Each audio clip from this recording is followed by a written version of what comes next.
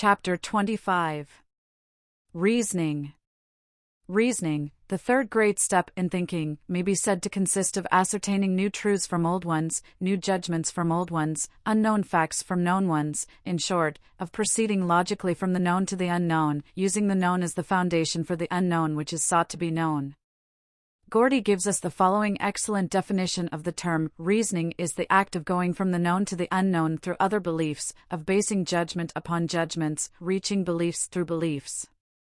Reasoning, then, is seen to be a process of building a structure of judgments, one resting upon the other, the topmost point being the final judgment, but the whole constituting an edifice of judgment.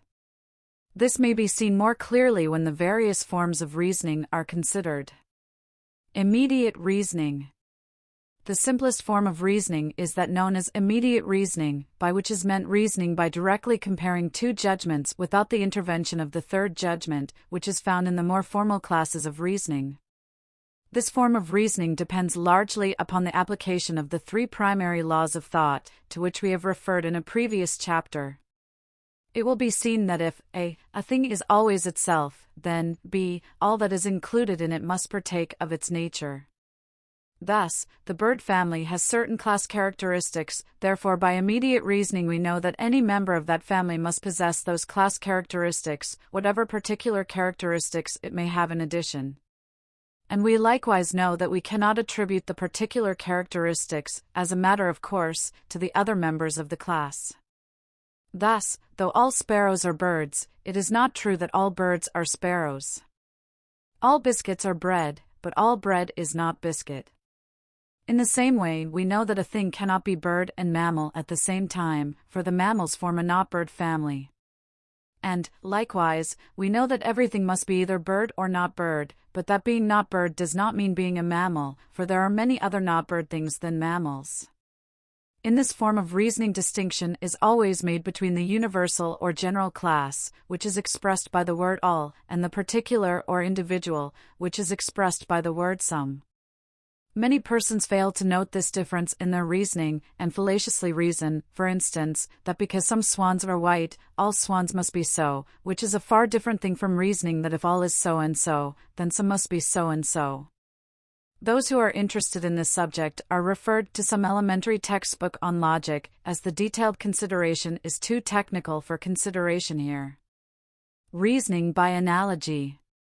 Reasoning by analogy is an elementary form of reasoning, and is the particular kind of reasoning employed by the majority of persons in ordinary thought. It is based upon the unconscious recognition by the human mind of the principle which is expressed by Jevons as, if two or more things resemble each other in many points, they will probably resemble each other in more points. The same authority says, reasoning by analogy differs only in degree from that kind of reasoning called generalization. When many things resemble each other in a few properties, we argue about them by generalization. When a few things resemble each other in many properties, it is a case of analogy. While this form of reason is frequently employed with more or less satisfactory results, it is always open to a large percentage of error. Thus, persons have been poisoned by toadstools by reason of false analogous reasoning that because mushrooms are edible, then toadstools, which resemble them, must also be fit for food, or, in the same way, because certain berries resemble other edible berries, they must likewise be good food. As Brooks says, to infer that because John Smith has a red nose and is also a drunkard, then Henry Jones, who also has a red nose, is also a drunkard, would be dangerous inference. Conclusions of this kind drawn from analogy are frequently dangerous. Halleck says, many false analogies are manufactured, and it is excellent thought training to expose them. The majority of people think so little that they swallow these false analogies just as newly fledged robins swallow small stones dropped into their mouths. Jevons, one of the best authorities on the subject, says, there is no way in which we can really assure ourselves that we are arguing safely by analogy. The only rule that can be given is this, that the more closely two things resemble each other, the more likely it is that they are the same in other respects, especially in points closely connected with those observed. In order to be clear about our conclusions, we ought, in fact, never to rest satisfied with mere analogy, but ought to try to discover the general laws governing the case. We find that reasoning by analogy is not to be depended upon unless we make such an inquiry into the causes and laws of the things in question that we really employ inductive and deductive reasoning. Higher forms of reasoning. The two higher forms of reasoning are known, respectively, as 1. Inductive reasoning, or inference from particular facts to general laws, and 2. Deductive reasoning, or inference from general truths to particular truths. While the class distinction is made for the purpose of clear consideration, it must not be forgotten that the two forms of reasoning are generally found in combination.